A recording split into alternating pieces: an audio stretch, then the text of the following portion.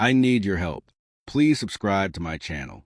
She spoke like a general issuing orders, not a partner making a request. "You're in the guest room until you apologize," she said, her tone leaving no room for debate. I looked at her, my wife, my business partner, the woman whose reputation was built on dominance, and simply replied, "Fine."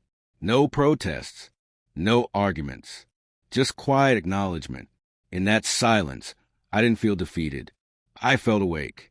We had once been equals, not just in marriage, but in ambition, strategy, vision.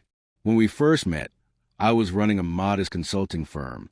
She was a rising star of her corporation. I taught her to read people, to manipulate perceptions subtly, to achieve victory without a battle.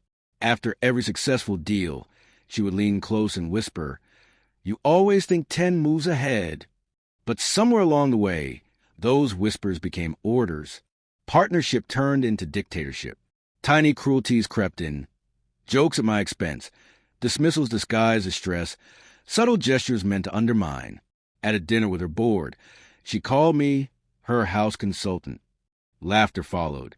I smiled outwardly. Inside, something shattered. Betrayal doesn't begin with confrontation. It begins with laughter, with subtle erosion of respect.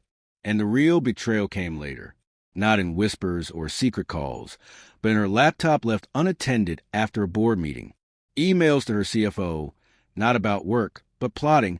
Once he signs the papers, we move forward.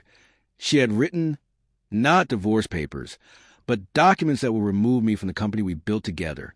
Heartbreak didn't hit me first. Calculation did. That night, I went to the guest room as she commanded, letting her believe she had a small victory. In truth, she had declared war. I began quietly, meticulously, with patience as my ally. I secured every email, every financial trail, every hidden account. I enlisted her former assistant, dismissed for incompetence, but with a photographic memory and a grudge. That combination proved invaluable. While she wore her mask of corporate supremacy, I moved through her world like a ghost. Unseen, unnoticed, untouchable. Silence became my weapon. I consulted my attorney, a man deeply indebted to me, and together we crafted divorce papers designed like a labyrinth. Every clause a trap, every asset transfer a puzzle. I withdrew my shares from our joint trust, leaving digital breadcrumbs tracing straight to her CFO. She was too absorbed in expansion to notice. By the time she realized something was wrong, it would already be public. The night before I left, she appeared at the guest room doorway, arms crossed. "Done sulking?" she asked. I studied her. Tailored suit, sharp gaze, arrogance that once drew me in. "I'm done," I said. She smirked. "Good. Apologize and come back to bed tomorrow." I nodded once. Tomorrow never came. When she woke, I was gone. Half my belongings vanished. My side of the bed empty. The divorce papers lay beside her favorite coffee mug. I imagined her confusion, disbelief, rage. Alongside them were copies of her emails, evidence of secret accounts, proof of plans to defraud shareholders. By noon, her CFO's name dominated the news. Insider trading allegations, leaked emails, whispers of personal affairs. Her empire unraveled quietly, precisely, exactly as I intended. I never confronted her, never raised my voice. I simply allowed her carefully constructed world to collapse under its own weight. Later, she called. 23 missed calls. When I answered, her voice trembled. "What have you done?" "What you taught me," I said. "I learned from the best."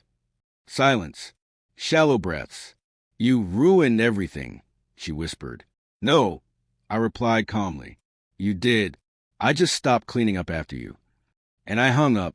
A week later, I watched her press conference from a distant hotel, dressed in black.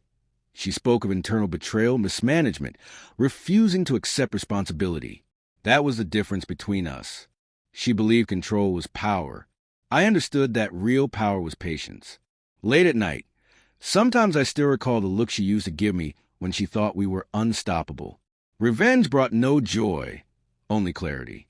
I dismantled her world not from anger, but because she forgot who had helped her rise and assumed she could diminish me. Now, She lives in a ruin she built herself.